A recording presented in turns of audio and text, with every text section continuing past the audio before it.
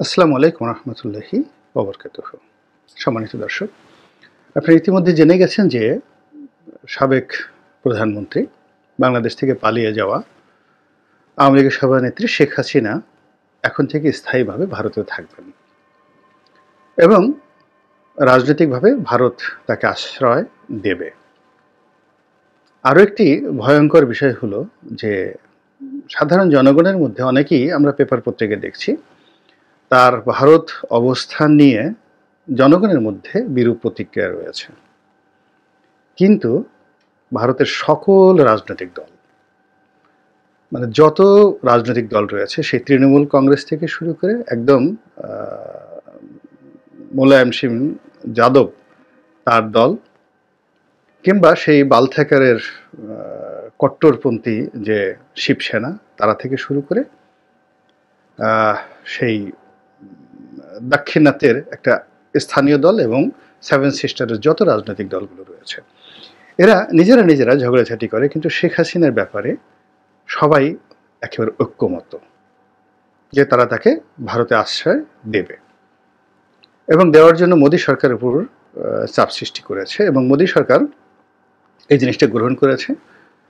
গ্রহণ করে ইতিমধ্যে তার ব্যাপারে যে খবরাখবর পত্রপত্রিকায় এসেছে ভারতের, তার প্রেক্ষিতে বাংলাদেশের অনেকেই প্রতিবেদন তৈরি করে ফেলেছেন এবং অনেকে জানিয়েছেন যে এখন তিনি সেখানে থাকবেন এবং তার শারীরিক অবস্থা মেডিকেল চেক আপ করার জন্য তাকে একটি হাসপাতালে ভর্তি করা হয়েছে, যেহেতু তার বয়স হয়েছে এবং তিনি এত বড় একটা ধকল গিয়েছে, সঙ্গত কারণেই তার শরীর মন ভেঙে পড়েছে। তো এই অবস্থা থেকে উদ্ধারের জন্য তাকে সর্বোচ্চ সুযোগ সুবিধা দিয়ে ভারতের সবচেয়ে ভালো একটি মানে হাসপাতালে তাকে ভর্তি করা হয়েছে। এর অর্থ যে শেখ হাসিনাকে ভারত বাঁচিয়ে রাখতে চাচ্ছে, শক্তিশালী বানাতে চাচ্ছে এবং তাকে ইউনূস সরকারের বিরুদ্ধে ব্যবহার করতে চাচ্ছে। যে খবরটি সবচেয়ে অ্যালার্মিং সেটি হলো শেখ হাসিনা যেন বিদেশ ভ্রমণ করতে পারেন, অন্য দেশে যেতে পারেন, এই জন্য তাকে ট্রাভেল পাস দেয়া হবে ভারতের পক্ষ থেকে।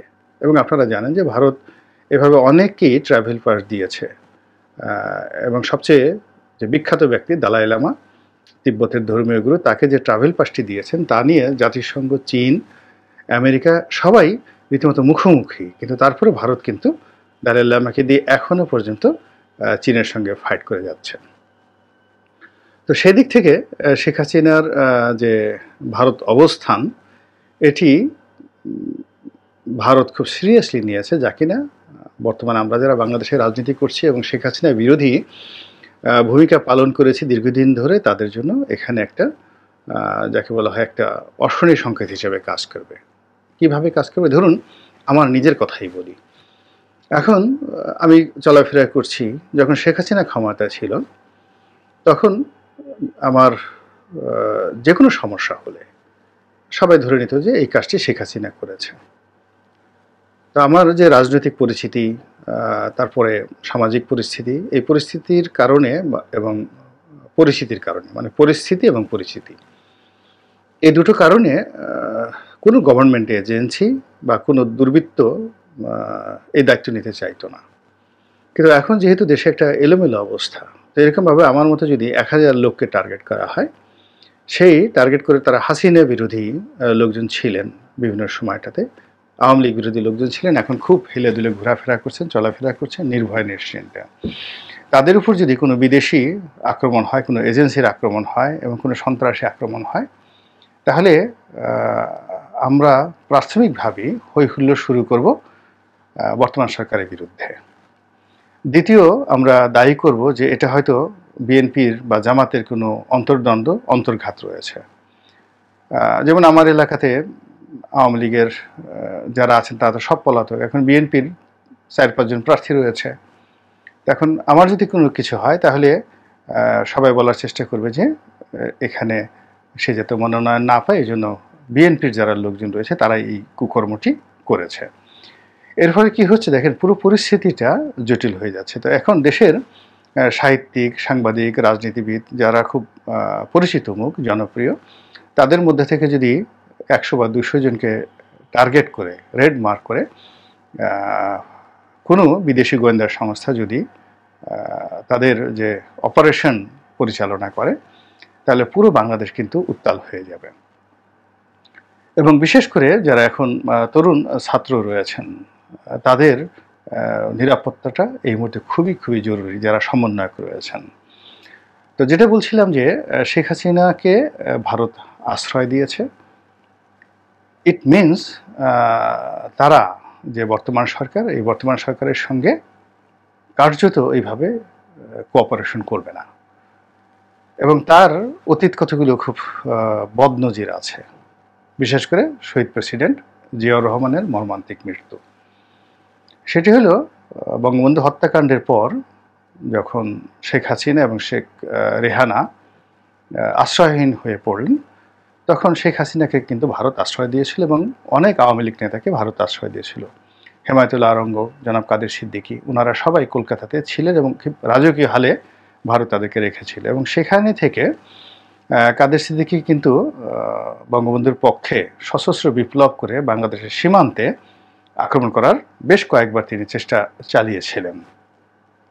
এবং যা মোকাবেলা করার জন্য আসলে জিয়াউর রহমান সরকারকে যথেষ্ট বেগ পেতে হয়েছে। পরে ভারত এই জিনিসটা চায়নি, এর কারণ তারা সরাসরি সংঘাত এড়িয়ে বিকল্প পদ্ধতিতে তারা কাজ করার চেষ্টা করেছে। দ্বিতীয় তারা যেই চেষ্টা করেছিল পুরো সময়টিতে জিয়াউর রহমানকে, সেটা হলো একটা ধর্মীয় উগ্রবাদ চালু করার জন্য, সেন্টিমেন্টকে অ্যাগেনস্ট নেওয়ার জন্য। এবং ওই সময়টাতে জামাতে যারা নেতৃবৃন্দ রয়েছেন তাদেরকে সম্মুখ সারিতে এনে পুরো সেন্টিমেন্ট যেন পাকিস্তান বিরোধী একটা সেন্টিমেন্ট চলে আসে এবং জামাত জিয়াউর রহমানের উপর ভর করেছে এই বদনাম দিয়ে জিয়াউর রহমানকে শেষ করে দেয়া যায়। এবং জিয়াউর রহমান এই জিনিসটা বোঝার সঙ্গে সঙ্গে তিনি মাওলানা মান্নান সাহেবকে তিনি নামিয়েছিলেন জামাতের বিরুদ্ধে, এবং এটা একেবারে অনেকটা টনিকের মতো কাজ করেছিল। তো এই প্ল্যানটা যখন বাদ হয়ে যায়, তারপর তারা একটার পর একটা সেনা বিদ্রোহ যেন ঘটে এবং জিয়াউর রহমান যেন ক্ষমতায় টিকতে না পারে, এজন্য একটার পর একটা চেষ্টা করে গেছে। এবং আপনারা জানেন যে বাংলাদেশের স্বাধীনতার ইতিহাসে জিয়াউর রহমানের জামানাতে যতগুলো মিলিটারি কু হয়েছে, এত কু, সেনা অভ্যুত্থান বাংলাদেশ তো বটেই, অন্য কোনো দেশে হয়েছে কিনা আমার জানা নেই, অনেকগুলো সেনা কু হয়েছে। এবং এই সেনাবাহিনীর যে কুগুলো, জিয়াউর রহমান সাহেব সেনাবাহিনীর মধ্যে অত্যন্ত জনপ্রিয় ছিলেন, তারপরও সেখানে হয়েছে, এর পেছনে অনেকগুলো দেশি বিদেশি চক্রান্ত ছিল। এরপর তারা প্রেসিডেন্ট এরশাদকে রিক্রুট করে। এরশাদ যখন সেনাপ্রধান ছিলেন তখন থেকে তাকে রিক্রুট করে, এবং সেই রিক্রুটের মাধ্যমে জেনারেল আবুল মঞ্জুরকে সেকেন্ড ম্যান করে ফার্স্ট অভ্যুত্থানটা ঘটিয়ে জেনারেল এরশাদকে ক্ষমতায় আনার আগে কিভাবে প্রেসিডেন্ট জিয়াউর রহমানকে খুন করা হলো, এটা বাংলাদেশের একটা যাকে বলা হয় শিক্ষণীয় বিষয়। আমরা বঙ্গবন্ধুর হত্যাকাণ্ড নিয়ে অনেক গবেষণা করেছি, কিন্তু জিয়াউর রহমানের হত্যাকাণ্ড নিয়ে আমরা এখনো পর্যন্ত কিন্তু ওইরকম কোনো গবেষণা কর্ম করিনি। তো কাজেই ভারত এই যে বাংলাদেশকে নিয়ে যে একটা কঠোর অবস্থানে রয়েছে, এটাকে নিয়ে হেলাফেলা করার কোনো যাকে বলে কোনো স্কোপ নেই, সুযোগ নেই। এখানে যারা আছেন এই মুহূর্তে ক্ষমতার পাদবীতে, বিএনপি আছেন, জামাত আছেন, তারপরে ডক্টর ইউনূস আছেন, সবার ভাষার মধ্যে একটা ভারত দোষর নীতি দেখা যাচ্ছে। এটি তাদের জন্য ডেঞ্জারাস হয়ে পড়বে, ভীষণ রকম ডেঞ্জারাস হয়ে পড়বে। আপনি যখন গোকরা সাপের লেজে পা দিবেন, বেটার হলো সেই গোকরা সাপ থেকে দূরে থাকা এবং গোকরা সাপের মুখ থেকে মানে সর্বোচ্চ নিজেকে দূরে রাখা, এটা হলো স্বাভাবিক নিয়ম। তা আপনি ভারতের লেজে পা দিয়েছেন, এখানে ভারতের বিলিয়ন বিলিয়ন ডলার বিনিয়োগ রয়েছে, অনেক ভারতীয় কোম্পানি কাজকর্ম ছেড়ে চলে গেছেন। এখন ভারতীয় যারা নাগরিক এখানে ছিলেন, কাজ করতেন, চাকরি করতেন, এখানে ভারতীয় কোম্পানি যারা বিনিয়োগ করছেন, তারা এই মুহূর্তে এখানে বাংলাদেশের বর্তমান পরিস্থিতিতে চলাফেরা করবে, কোনো অফিসে গিয়ে পরিচয় দেবে আমি ভারতীয়, ওই অবস্থা নেই। ফলে কি হচ্ছে, ভারতের একটা বিশাল মানে আফগানিস্তানে তাদের যে লস হয়েছিল, তার চেয়েও বাংলাদেশে তারা যে গত 15 বছরে বিনিয়োগ করেছে, সেই বিনিয়োগটা পুরোপুরি ঝুঁকির উপর পড়েছে। এখন সেই ঝুঁকিটাকে মিনিমাইজ করার জন্য তারা হয়তো সরকারের সাথে সম্পর্ক রাখার চেষ্টা করবে, তারপর রাজনৈতিক দলগুলোর সাথে সম্পর্ক রাখার চেষ্টা করবে। কিন্তু রাজনৈতিক দলগুলো যদি ভারতের এই ফা দেয় তাহলে অতীতে যেভাবে জিয়াউর রহমান সাহেব বিপদে পড়েছেন, যেভাবে বঙ্গবন্ধু বিপদে পড়েছেন, বঙ্গবন্ধুকে কিন্তু ভারত মেরেছে, তো সেই বিপদে পড়েছে। এমনকি এই যে শেখ হাসিনাকে এখন তো আশ্রয় দিয়েছে, শেখ হাসিনা নিজের মুখের কথা যে 1996 থেকে 2001 সনে ভারতের সঙ্গে তার কিন্তু সম্পর্কটা ছিল অহিনকুল সম্পর্ক। ফলে ভারতের চক্রান্তে কিন্তু শেখ হাসিনা ক্ষমতা হারিয়েছেন, একথা শেখ হাসিনা নিজের স্বীকারোক্তি। তো কাজেই ভারত এখানে একটা লং টার্ম প্ল্যান নিয়ে এগোচ্ছে এবং এখন যেভাবে দেখা যাচ্ছে, দেখুন আইএসআই যেটা পাকিস্তানের সামরিক গোয়েন্দা সংস্থা, তাদের ব্যাপারে এখন খুব আলোচনা হচ্ছে। পাকিস্তানি রাষ্ট্রদূতের যে মুভমেন্ট মারাত্মকভাবে বেড়ে গিয়েছে এবং পাকিস্তানের প্রধানমন্ত্রী যেভাবে আওয়ামী লীগকে হেয় করে কথা বলছে, মুক্তিযুদ্ধকে হেয় করে কথা বলছে এবং যেভাবে বর্তমান সরকারের সাথে সম্পর্ক স্থাপন করার জন্য পারে, তো এখনই শাহবাজ শরীফ বাংলাদেশে উড়ে আসে, এই জিনিসগুলো দিল্লিকে কাঁপাচ্ছে, রীতিমতো দিল্লিকে কাঁপাচ্ছে। একইভাবে ধরুন যে চীন যেভাবে এখন ডক্টর ইউনূসের কার্যালয়, বিএনপির কার্যালয়, তারপর জামাতের কার্যালয় যেভাবে ঘোরাফেরা করছেন, এটি ভারতের ঘুম হারাম করে দিয়েছে, রীতিমতো ঘুম হারাম করে দিয়েছে। তো এর প্রেক্ষিতে ভারত সহজে এখানে তাদের অপারেশন বন্ধ করবে না, বরং তাদের অতীতের যে কোনো সময়ের সাথে এখানে তাদের লোকবল বৃদ্ধি করবে, তাদের রিসোর্স তারা এখানে ডিপ্লয় করবে এবং প্রয়োজনে তারা আরও খারাপ পথ অনুসরণ করতে পারে। আপনারা জানেন যে বঙ্গবন্ধু হত্যাকাণ্ডের পরে তারা কিন্তু এখানে সৈন্যবাহিনী পাঠাতে চেয়েছিল। তো যে কোনো কারণে হোক, জিয়াউর রহমান সাহেব কূটনৈতিকভাবে সেটি মোকাবেলা করার কারণে সেটা আর হয়ে ওঠেনি, কিন্তু তারা কিন্তু সিদ্ধান্ত নিয়েছিল। আপনি পড়ে দেখবেন সেখানে ভারতের যে বিভিন্ন ডকুমেন্ট রয়েছে, গোপন ডকুমেন্ট, সেখানে এই ভারতের সিদ্ধান্তর কথা। 2 নম্বর হলো যে তারা কিন্তু বাংলাদেশে যে মুক্তিযুদ্ধের পর তাদের যে সেনাবাহিনী তারা রেখেছিল এখানে, এটা কিন্তু তাদের মাস্টার প্ল্যান ছিল যে সেনাবাহিনী এখানে থেকে যাবে। কিন্তু বঙ্গবন্ধু লন্ডন থেকে এসে হঠাৎ করে ইন্দিরা গান্ধীকে ওইভাবে একটা কথা বলে ফেলবেন, এটি কেউ কল্পনা করতে পারেনি। ফলে মুহূর্তের মধ্যে যে রাজনৈতিক সিদ্ধান্তটা হয়েছিল শেখ মুজিবুর রহমান এবং ইন্দিরা গান্ধীর মধ্যে, এটা ইন্দিরা গান্ধীর মতো একজন প্রাজ্ঞ মানুষও মুহূর্তের মধ্যে তার সিদ্ধান্ত পরিবর্তন করতে বাধ্য হয়েছিল। ফলে এই যে বাংলাদেশ থেকে সেনাবাহিনী তারা নিয়ে গেছে বঙ্গবন্ধুর কথা মতো 17 জানুয়ারি থেকে তারা সেই সেনাবাহিনী এখান থেকে নেওয়া শুরু করেছে, এটি ভারত আসলে কখনোই স্বাভাবিকভাবে মেনে নিতে পারেনি, কখনো মেনে নিতে পারেনি। আর বঙ্গবন্ধু বাংলাদেশে আসার পর ভারতের সাথে মুজিবনগর সরকারের যে চুক্তিগুলো, সেই চুক্তিগুলোর মধ্যে অনেকগুলো চুক্তি ছিল দাসত্বমূলক চুক্তি, এবং সেগুলো যখন তিনি ছিঁড়ে ফেললেন এবং তিনি যখন ওআইসির সঙ্গে পাকিস্তানের সাথে সম্পর্ক স্থাপন করলেন, এটাও ভারত মেনে নিতে পারেনি। ফলে উইদিন 6 মাসের মধ্যে বঙ্গবন্ধুর সঙ্গে তাদের একটা দা কুমড়ার সম্পর্ক হয়ে যায় এবং সেই দা কুমড়ার সম্পর্ক দিয়ে বাঁচার জন্য বঙ্গবন্ধু কিন্তু প্রাণান্ত চেষ্টা করেছে আমেরিকার সাহায্য নেওয়ার জন্য, প্রাণান্ত চেষ্টা করেছে ওআইসির সাহায্য নেওয়ার জন্য, এমনকি পাকিস্তানের সাহায্য নেওয়ার জন্য।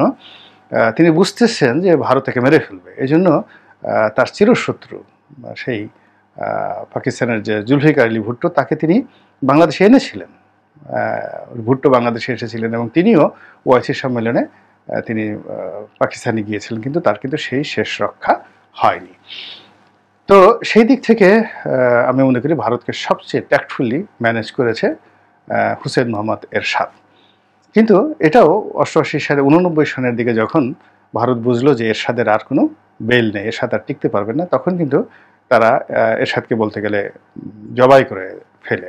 কিন্তু জবাই করার পরেও ভারত এরশাদ এখন পর্যন্ত জাতীয় পার্টির সঙ্গে কিন্তু ভারতের যে টপ লেভেলে যে সম্পর্ক, সেই এরশাদ জমানা থেকে সেই 1982 থেকে আজ পর্যন্ত ধারাবাহিকভাবে আছে।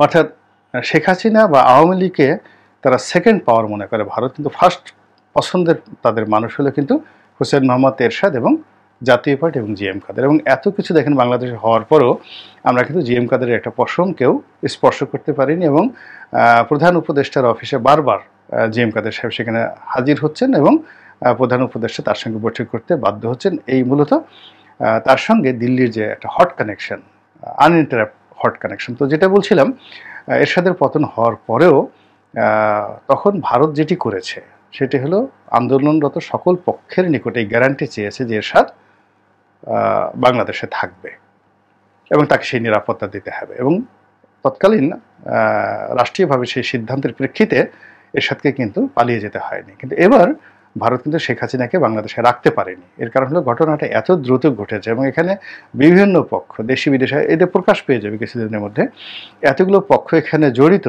যে অনেক কিছু কারোরই নিয়ন্ত্রণে ছিল না।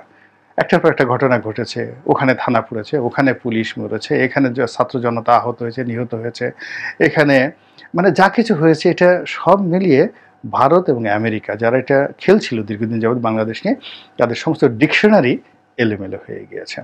তো এরই প্রেক্ষিতে এই যে এখন যে সরকার ব্যবস্থা আসছে, এই সময়টিকে ভারত কিন্তু একটা ব্রিদিং টাইম নিয়েছে। এই ব্রিদিং টাইম নিয়ে তারা পরিস্থিতি আলটিমেটলি সামাল দিয়ে তারা কিন্তু শেখ হাসিনাকে আশ্রয় দিয়ে ফেলেছে। এতদিন পর্যন্ত আমরা শুনেছি সে বেলারুস যাবে, এটা যাবে, ওটা যাবে, কিন্তু এখন সে সেখানেই থাকবে। ইট মিনস শেখ হাসিনা এবং আওয়ামী লীগকে নিয়ে ভারতের যে মাস্টার প্ল্যানগুলো আছে সেই মাস্টার প্ল্যানের ব্যাপারে যদি আওয়ামী লীগের যারা প্রতিপক্ষ রাজনৈতিক জামাত এবং বিএনপি, তার সঙ্গে সঙ্গে যারা এই মুহূর্তে ক্ষমতা আছেন, তারা যদি ওয়াকিবহাল না হন, অঙ্ক কষে যদি ব্যবস্থা নিতে না পারেন, তাহলে হয়তো আমরা আবার একটা নতুন ঝামেলার মধ্যে পড়ে যাব। আল্লাহ আমাদের সবাইকে হেদায়েত দান করুন এবং হেফাজত করুন। আসসালামু আলাইকুম ওয়া রাহমাতুল্লাহি ওয়া বারাকাতুহু।